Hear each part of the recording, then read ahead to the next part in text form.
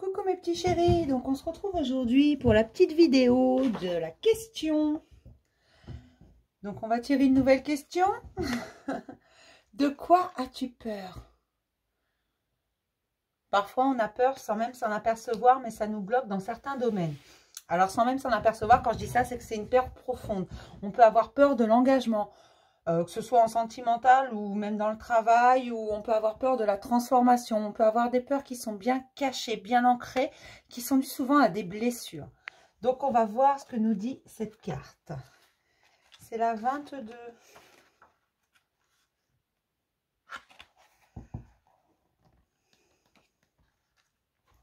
Là. De quoi as-tu peur? La peur est l'un des grands ennemis de la nature humaine. C'est également la première cause de souffrance de l'ego. En effet, la seule réalité de l'ego, c'est de croire qu'il existe. Il n'est qu'une croyance, d'où sa fragilité. Ainsi, tout événement extérieur qui viendrait contrer cette croyance devient potentiellement dangereuse. C'est pourquoi l'ego vit dans la peur permanente, peur qu'on vienne le détruire, ou qu'on nie son existence. Cette carte vous indique qu'une peur est sans doute en train de vous bloquer à ce stade de votre problématique. Elle vous invite donc à identifier de quelle peur il s'agit. Peur de souffrir, de perdre, de mourir, de la maladie. En général, une fois qu'une peur est nommée, accueillie, identifiée, elle disparaît rapidement. Et on peut alors passer à autre chose, parce que l'ego est démasqué. Le simple fait de prendre conscience de votre peur peut suffire à vous faire passer à l'étape suivante. Donc, on va regarder de quoi vous avez peur, mes loulous. Alors, forcément, ça ne peut pas parler à tout le monde. C'est comme la dernière fois, toujours le même principe. Vous choisissez la lapis-lazuli ou la tourmaline. Et moi, je vous dis quelle est votre peur enfouie. Alors, ça ne peut pas parler à tout le monde, comme je disais, tout simplement parce que c'est général. Que je ne peux pas faire individuellement vos grandes peurs. D'accord? Mais sachant qu'en fait, l'être humain, il a souvent les mêmes peurs.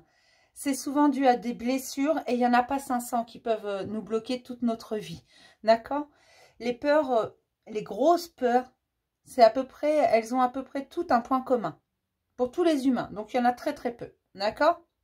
Donc, vous choisissez lapis-lazuli ou tourmaline. Et je vais commencer par la lapis-lazuli. D'accord? Hop.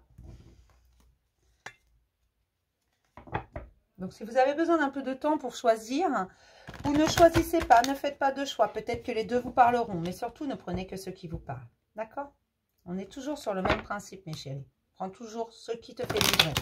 Pas, ne te mets pas dans des énergies qui ne sont pas les tiennes. J'ai le mensonge déjà qui est là. Donc peut-être certains ont peur de la trahison, peur du mensonge, on va regarder. D'accord. Isolement. Pour les lapis-lazuli. De quoi ont-ils peur?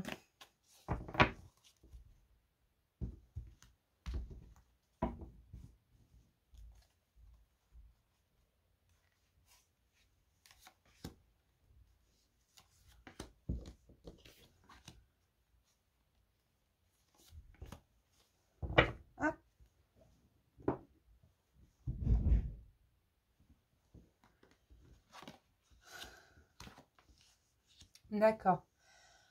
Alors, pour les lapis-lazuli, vous avez peur de l'isolement. Vous avez besoin d'être entouré. Vous avez peur d'être seul. Seul avec vous-même. Seul, vous avez peur qu'on ne vous aime pas. Qu'on ne vous apprécie pas à votre juste valeur. Et donc, vous allez faire tout votre possible pour être apprécié. C'est vraiment ça, là. Vous avez l'impression que d'être bien entouré, ça vous permet une certaine forme de réussite sociale. Dans votre fort intérieur, en fait, c'est comme si les personnes qui préfèrent s'isoler, les personnes qui sont seules, ne sont pas bien, n'ont pas réussi. Pour vous, la réussite est synonyme de social, de vie relationnelle, de tout ça. Vous avez peur d'être seul, d'être abandonné. Il y a peut-être une blessure d'abandon qui est là. Hein. Mais vous avez peur qu'on ne vous apprécie pas, vous avez peur de finir seul, vous avez peur qu'on vous laisse.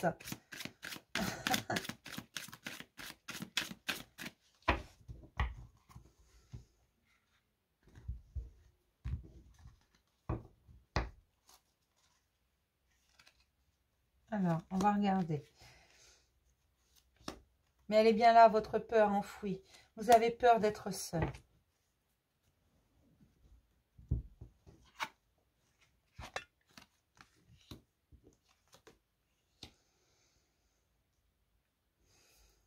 Pourtant, là, ce qu'on vous dit, c'est que cette peur, elle n'a pas lieu d'être, hein, tout simplement. Elle n'a pas lieu d'exister, cette peur, parce que être seul peut vous faire énormément de bien et vous rendre compte que tout n'est pas mauvais en vous. C'est comme si vous aviez peur de voir quelque chose en vous. Vous ne voulez pas rester seul avec vous-même. Vous avez besoin de voir l'admiration chez les autres. Là c'est un manque de confiance en soi. C'est vraiment, vous avez, pour vous, le relationnel est synonyme de réussite. Plus vous êtes entouré, plus vous avez l'impression d'avoir réussi. Vous avez besoin d'être admiré.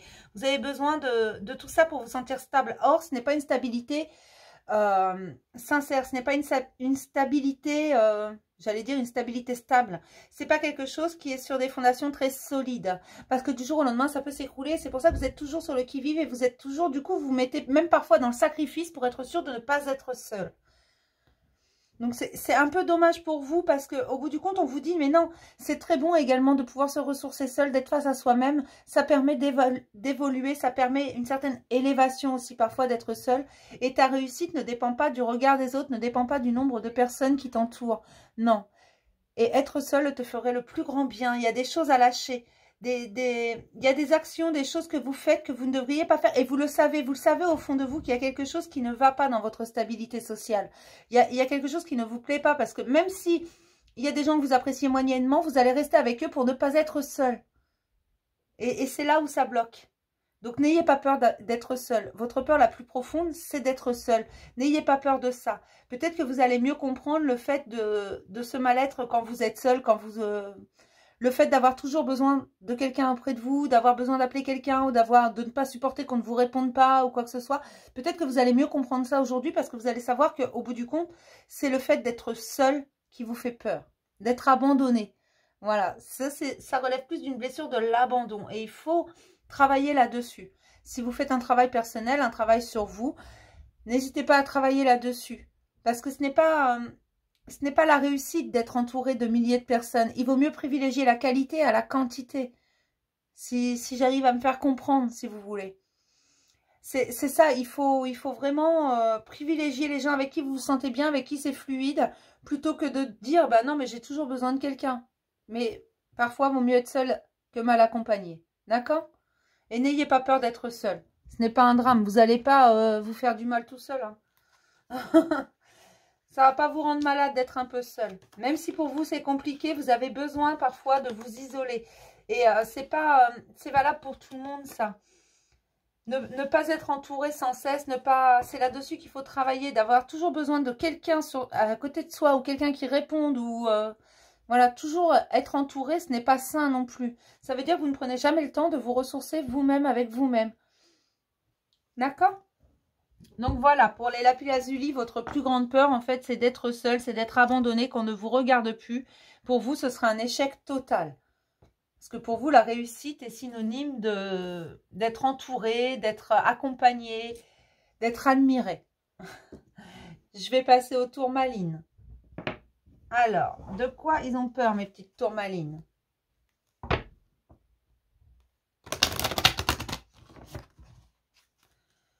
De quoi ont peur les tourmalines?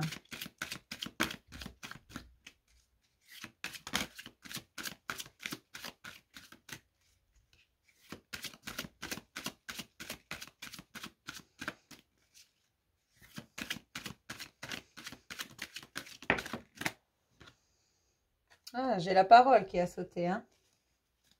Peut-être quelque chose lié à la communication, on va regarder. Hop.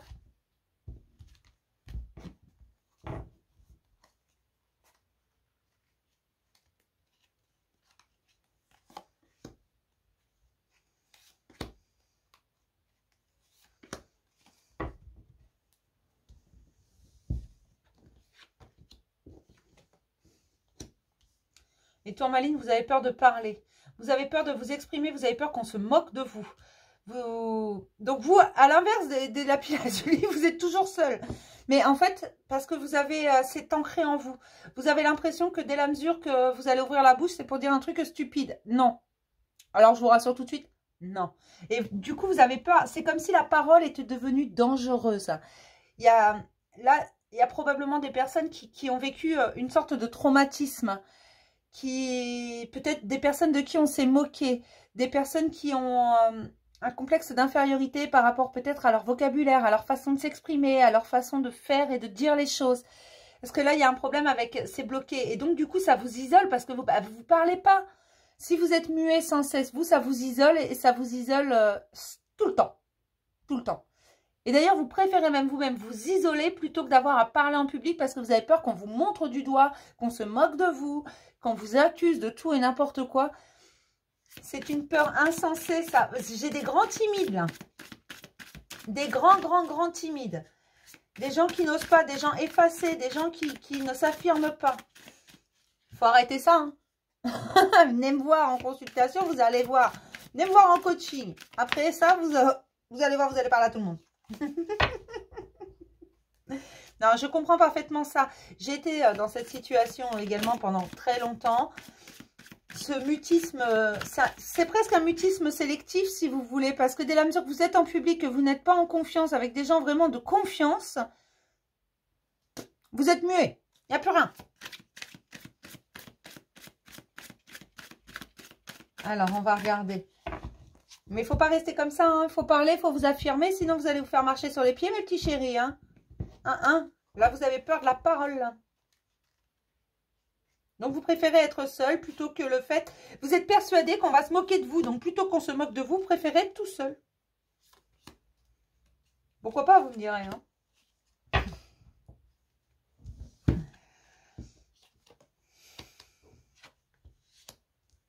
Pourtant, on vous dit que vous avez la force de résister à tout. Que peu importe ce que l'on vous dira autour de vous, vous avez la force de résister à ça. Et surtout...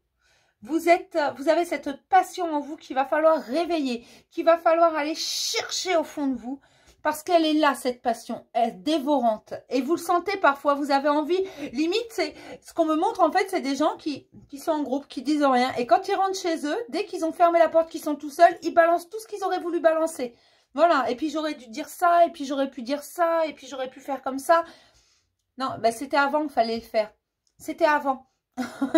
Mais on va pas se moquer de vous. Et même si c'était le cas, même si on vous montrait du doigt, vous avez largement la force de vous défendre, largement la force de démontrer vos idées, de les argumenter. Et vous inquiétez pas, tout le monde ne va pas se moquer de vous, tout le monde ne va pas vous montrer du doigt, tout le monde ne va pas vous demander de vous taire.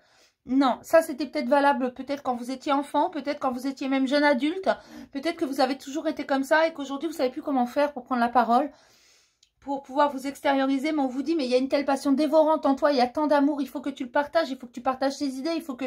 Et tu as de quoi, tu as la force pour le faire. C'est à toi d'y aller et c'est à toi de faire les choses parce qu'on ne peut pas le faire à ta place. Là, c'est ce qu'on vous dit. Donc, cette peur de prendre la parole, cette peur de s'exprimer devant les autres, il va falloir travailler là-dessus. D'accord? Je vais m'arrêter là pour ce petit tirage de la question. Et puis, je vais vous dire à demain pour un message du jour, mes petits chéris. À demain.